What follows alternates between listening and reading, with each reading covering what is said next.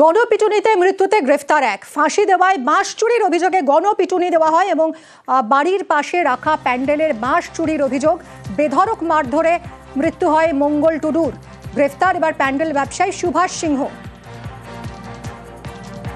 অভিযুক্ত আরো দুই, তারা এখনো অধরা। কথা বলবো আমাদের প্রতিনিধি বিশ্বজিৎ মিশ্রের সঙ্গে। বিশ্বজিৎ, অত্যন্ত নিন্দনীয় ঘটনা, গণপিটুনি এবং তার জেরে একটা প্রাণ চলে গেল। একজনকে গ্রেফতার করা হয়েছে, আর কি কি জানা যাচ্ছে এই মুহূর্তে? কেন এইভাবে গণপিটুনির শিকার হয়ে একটা প্রাণ চলে গেল?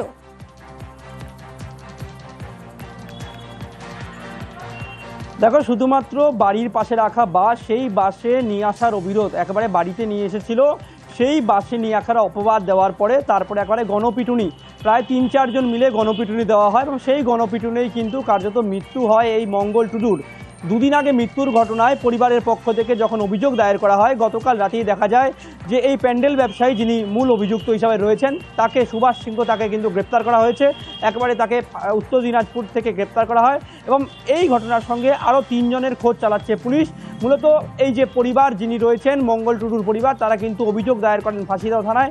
তারপরেই তদন্তে নামে পুলিশ এবং পুলিশ তদন্তে নেমে ইতিমধ্যে একজনকে গ্রেপ্তার করেছে এবং বাকি আরও 3 জনের খোঁজ ইতিমধ্যে শুরু করেছে।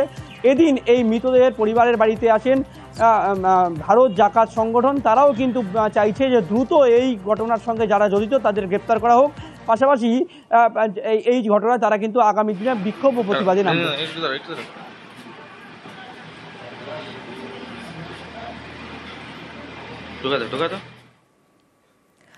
আরও এক মেট্রো স্টেশন তৈরিতে জটিলতা। জোকা বিবাদীবাগ মেট্রো প্রকল্পের মাঝে খিদিরপুর মেট্রো স্টেশন, আর এই খিদিরপুর মেট্রো স্টেশন তৈরিতেই জটিলতা দেখা গিয়েছে। জমি নিয়ে জটিলতা, যতটা জমি প্রয়োজন সেই জমি পাওয়া যাচ্ছে না খিদিরপুর মেট্রো স্টেশন তৈরির জন্য, আর এখানেই জটিলতা। কথা বলবো আবির আমাদের প্রতিনিধির সঙ্গে। আবির, ঠিক কোথায় সমস্যা দেখা দিয়েছে এবং মেট্রো কর্তৃপক্ষের কি ভাবনা চিন্তা রয়েছে? তাহলে এই জোকা বিবাদীবাগ মেট্রো প্রকল্পের কাজ কিভাবে এগিয়ে নিয়ে যাওয়া সম্ভব হবে?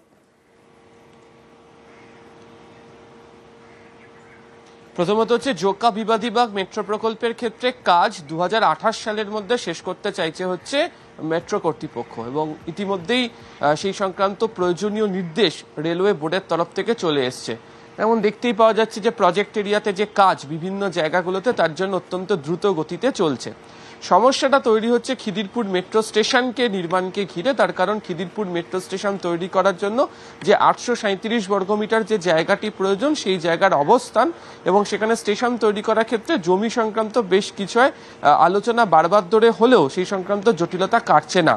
যেটা আমাদের কাছে সূত্রের খবর, বর্তমান পরিস্থিতিতে দাঁড়িয়ে মেট্রো রেলের একেবারে শীর্ষকর্তার তরফ থেকে নির্মাণকারী সংস্থা আরভিএনএলকে জানিয়ে দেওয়া হয়েছে আপাতত খিদিরপুর মেট্রো স্টেশন এটিকে স্কিপ করে, অর্থাৎ মেট্রো স্টেশন তৈরির সিদ্ধান্তকে স্থগিত রেখে বাকি যে জায়গাগুলোর কাজ সেগুলোকে করতে হবে। মাঝেরহাটের পরে স্টেশন হওয়ার কথা হচ্ছে মমিনপুর, তারপর আস্তে আস্তে মেট্রো মাটির নিচে নামবে। খিদিরপুর হবে হচ্ছে ভূগর্ভস্থ মেট্রো স্টেশন এবং এই জায়গাতে কাট অ্যান্ড কভার প্রসেস, অর্থাৎ পুরনো মেট্রো যেভাবে তৈরি করা হয়েছিল সেভাবে মেট্রো স্টেশন বা মেট্রোর যে সুড়ঙ্গ সেটাকে তৈরি করা হবে। তারপরে স্টেশন যেটি হওয়ার কথা খিদিরপুরের পরে, সেটা হচ্ছে ভিক্টোরিয়া। যদি খিদিরপুর মেট্রো স্টেশন তৈরি শেষ পর্যন্ত একেবারেই না করতে পারা যায়, তাহলে যেটা হবে ইন্টারন্যাশনাল ল অনুযায়ী বা সুড়ঙ্গ পথের মেট্রো তৈরি করার যে নিয়ম অনুযায়ী, সেটা হচ্ছে যে মমিনপুর থেকে ভিক্টোরিয়া পর্যন্ত দূরত্ব প্রায় 3.2 কিলোমিটার হয়ে যাবে। আর নিয়ম বলছে যে 1 থেকে 1.5 কিলোমিটারের বেশি কোনো দূরত্বে যদি মেট্রোকে নিয়ে যেতে হয়, যদি স্টেশন তৈরি করতে না পারা যায়, তাহলে evacuation point, emergency evacuation point তৈরি করতে হবে। এর নজির রয়েছে ইস্ট ওয়েস্টের এসপ্ল্যানেড থেকে শিয়ালদার পর্যন্ত মাঝের অংশে আমরা জানি যে সুবোধ মল্লিক স্কোয়ারে স্টেশন তৈরি করতে পারা যায়নি, ফলে একটা এমার্জেন্সি এভাকুয়েশন পয়েন্ট সেটা তৈরি করা হয়েছে হচ্ছে বউবাজারে। আবার হাওড়া স্টেশন থেকে যে মেট্রো এসপ্ল্যানেড পর্যন্ত আসে সেখানেও মাঝে তৈরি করতে পারা যায়নি বলে একটা এমার্জেন্সি এভাকুয়েশন পয়েন্ট তৈরি করা হয়েছে হচ্ছে আমরা দেখেছি যে নর্থপোর্ট পুলিশ স্টেশনের কাছে।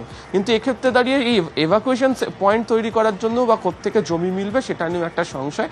যদিও মেট্রো কর্তৃপক্ষ আশাবাদী, রাজ্য সরকারের সঙ্গে তারা বারবার ধরে আলোচনা চালাচ্ছে এবং তারা মনে করছে আলোচনার প্রেক্ষিতে হয়তো স্টেশন তৈরি করার জন্য তারা যে সংখ্যক জমিটা চাইছে সেই জমিটা তাদের হাতে মিশে যাবে।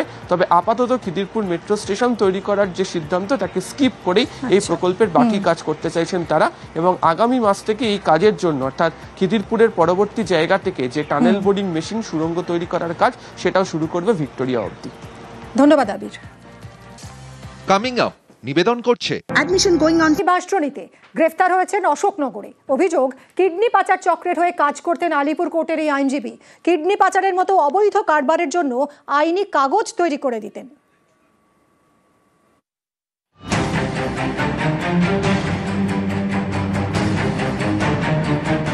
মোটা টাকার লোভ দেখিয়ে কিডনি বিক্রির টোপ, তারপর অপারেশন।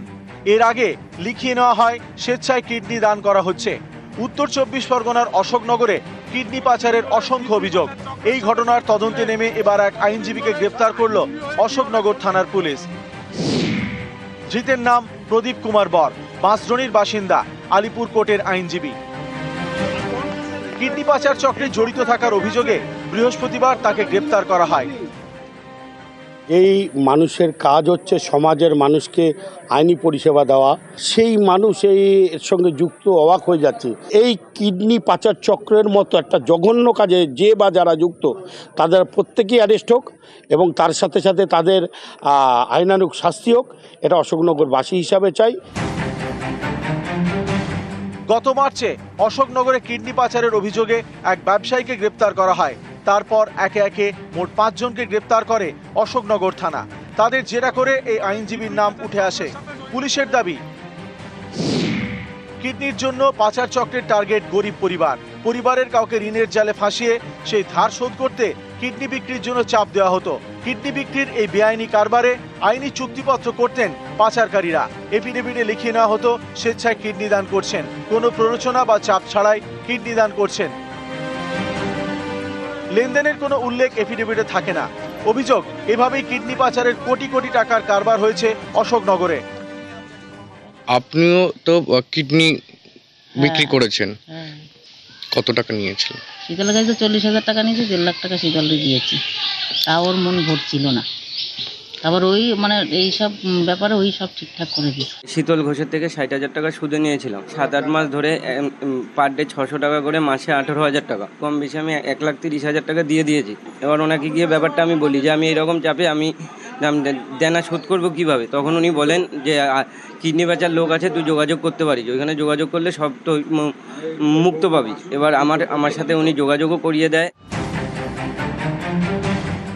পুলিশের দাবি, কিডনি পাচারের কারবারের মদত দিয়েছেন আইনজীবী প্রদীপ কুমার বর। অবৈধ কারবারের জন্য এমনভাবে নথি তৈরি করতেন যাতে মনে হয় সব আইন মেনেই হয়েছে। তদন্তকারীদের দাবি, প্রতি এফিডেভিটের জন্য 10,000 টাকা করে নিতেন আইনজীবী প্রদীপ কুমার বর। বৃহস্পতিবার টানা 11 ঘন্টা জিজ্ঞাসাবাদের পর তাকে গ্রেপ্তার করে অশোকনগর থানা। অশোকনগর থেকে জিয়াউল আলম, নিউজ 18 বাংলা।